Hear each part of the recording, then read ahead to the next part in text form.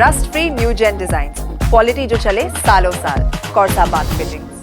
बिहार की राजनीति में कुछ भी यूं ही नहीं होता। यहाँ हर मुस्कान, हर हाथ मिलाना और हर मीटिंग चुनावी गणित की लंबी गिनती में फिट बैठती है। और इस बार तस्वीर में है मुख्यमंत्री नीतीश कुमार के भरोसेमंद कैबिनेट मंत्री अशोक चौधरी और मोकामा के दबंग और छोटे सरकार कहे जाने वाले अनंत सिंह। दोनों की मुलाकात ने सत्ता के गलियारों में भूचाल ला दिया है। सवाल सीधा है कि क्या ये सिर्फ एक मुलाकात थी या फिर 2025 विधानसभा चुनाव से पहले भूमिहार वोट बैंक को साधने का मास्टर स्ट्रोक।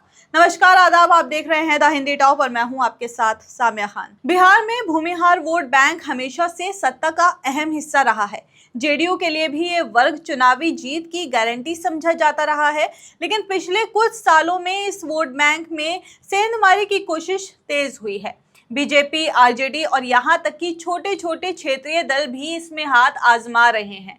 नीतीश कुमार, जो राजनीति के माहिर खिलाड़ी माने जाते हैं, जानते हैं कि अगर भूमिहार वर्ग में असंतोष पनपा तो नतीजे सीधे चुनावी हार में बदल सकते हैं।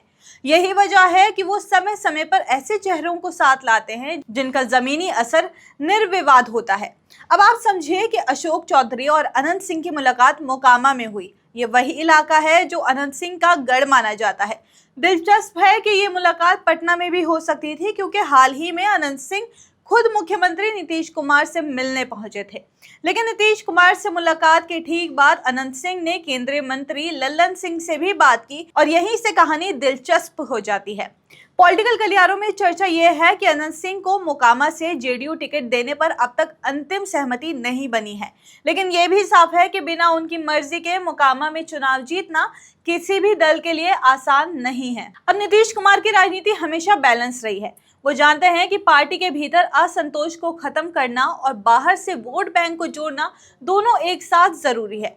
लल्लन सिंह और नीरज कुमार जैसे नेताओं की भूमिहार राजनीति में अपनी पकड़ है, लेकिन अनंत सिंह का असर अलग है। वो सिर्फ अपने वोट बैंक को ही नहीं, आसपास की सीटों पर भी असर डाल सकते हैं। इसलिए ये कहना गलत नहीं होगा कि अशोक चौधरी की मुलाकात नीतीश कुमार के एक बड़े बैलेंसिंग गेम का हिस्सा हो सकती है।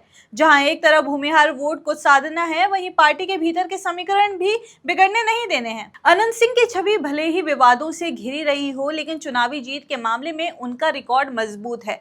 जनता के बीच उनकी पकड़ और दबंग छवि दोनों उन्हें खास बनाती है। नीतीश कुमार के लिए ये एक डबल एडवांटेज होगा। अगर अनंत सिंह या उनकी पत्नी नीलम देवी जेडीयू के टिकट पर मोकामा से उतरते हैं तो सीट लगभग सुरक्षित हो जाएगी। साथ ही भूमिहारों के बीच एक मजबूत संदेश जाएगा कि जेडीयू उनके ताकतवर नेताओं को साथ रख रही है। बिहार में 2025 के विधानसभा चुनाव में मुकाबला बेहद टफ होने वाला है। एक तरफ आरजेडी कांग्रेस का गठबंधन है, दूसरी तरफ बीजेपी का बढ़ता असर और बीच में जेडीयू को अपनी साख बचानी है। ऐसे में नीतीश कुमार के लिए हर सीट की अहमियत बढ़ जाती है। मोकामा जैसी सीट जहां उम्मीदवार का नाम ही आधी लड़ाई जीत लेता है, वहां अनंत सिंह जैसे चेहरे का होना जेडीयू के लिए सुनहरा मौका है। तो अब अशोक चौधरी और अनंत सिंह की मुलाकात सिर्फ एक शुरुआत हो सकती है। आने वाले दिनों में अगर अनंत सिंह की पार्टी में औपचारिक वापसी होती है या उनकी पत्नी को टिकट मिलता है तो ये साफ हो जाएगा कि ये मीटिंग सिर्फ चाय कॉफी वाली नहीं थी, बल्कि बिहार की राजनीति में एक नए पन्ने की शुरुआत थी। फिलहाल इतना तय है कि नीतीश कुमार की जेडीयू पुराने भरोसेमंदों की तलाश में है और छोटे सरकार उस तलाश में एकदम फिट बैठते हैं। आपकी इस पे क्या राय है, हमें कमेंट्स करके जरूर बताइए और ऐसे ही और जानकारी के लिए आप हमारे चैनल द हिंदी टॉप को सब्सक्राइब कर लें। इसके अलावा आप हमें एक्स, फेसबुक और इंस्टाग्राम पर भी फॉलो कर सकते हैं।